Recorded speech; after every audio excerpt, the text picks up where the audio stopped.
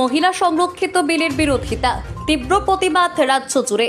নারী শক্তি বন্দনা সংশোধনী বিলের বিরোধিতা করায় ভারতীয় বিরোধী জোট তীব্র সমালোচনার মুখে পড়েছে। আজ বিজেপি নেতৃত্ব মহিলা সংগঠন ঐক্যবদ্ধভাবে রাজ্য জুড়ে আন্দোলন করে তুলতে দেখা যায়। ভারতীয় বিরোধী জোট নারী শক্তি বন্দনা সংশোধনী বিলের বিরুদ্ধে নেতিবাচক অবস্থান নিয়েছে। দেশের নীতি নির্ধারণে শীর্ষ পর্যায়ে নারীদের নিয়ে যাওয়ার জন্য কেন্দ্রীয় সরকারের আনা ঐতিহাসিক সংশোধনী বিলটি আটকে দিয়ে বিরোধী জোট নারী শক্তির প্রতি অপমান প্রদর্শন করেছে।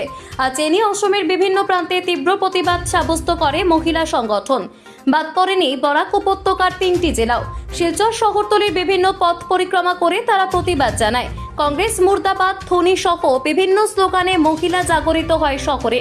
তারা কঠোর সমালোচনা করে কংগ্রেসের রাষ্ট্রীয় বিরোধী, মহিলা বিরোধী নেতিবাচক চিন্তাধারা নিয়ে তাদের পরিবার কেন্দ্রিক রাজনীতি থেকে বেরিয়ে আসার হুমকি দেন মহিলা সংগঠন।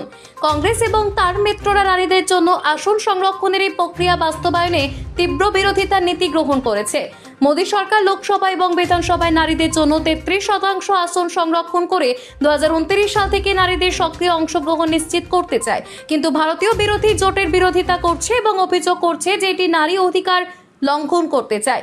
তিনি বলেন, কংগ্রেস সরকার বিগত কয়েক দশক ধরে নারী ইস্যুতে রাজনীতি এবং বিভ্রান্তিকর প্রচারণা চালিয়ে আসছে, কিন্তু এনডিএ সরকার সংসদে 454 ভোটের বিপুল সমর্থনে আইনটি পাশ করে এক নতুন যুগের সূচনা করেছে।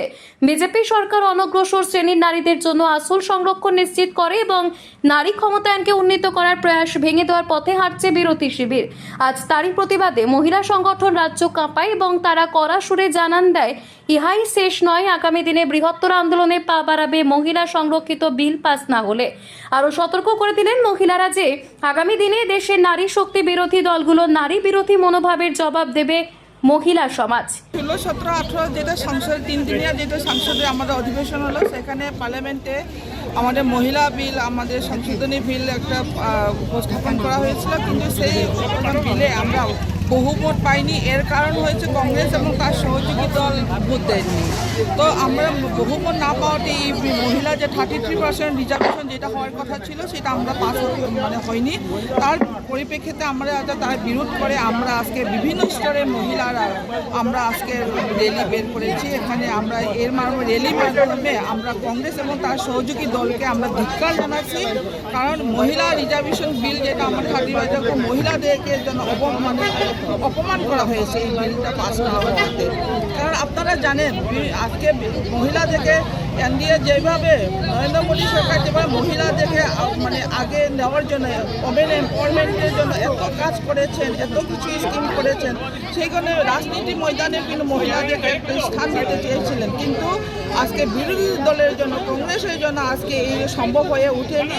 এটার জন্য আমরা সবাই খুবই আমরা মহিলারা, এখানে কোনো জাতির কথা নয়, ধর্মের কথা নয়, এখানে বিভিন্ন স্তরের মহিলারা আজকে মহিলাদের অধিকার আমাদের ছিনিয়ে নিয়েছেন। আমরা 33% রিজার্ভেশন যদি হতো, মহিলাদেরকে আমরা রাজনীতির ময়দানে আমরা একটা ভালো চান্স পেয়ে যেতাম। আমরা সেই জন্য আজকে আমরা মহিলারা আমরা র্যালি বের করেছি।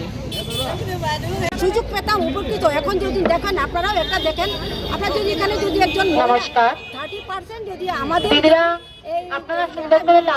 যদি থাকতো, তখন আমাদের বাধ্যতামূলকভাবে আমাদের এমপি বলেন শৃঙ্খলা বজায় রাখবেন আপনারা, আমরা পেতাম।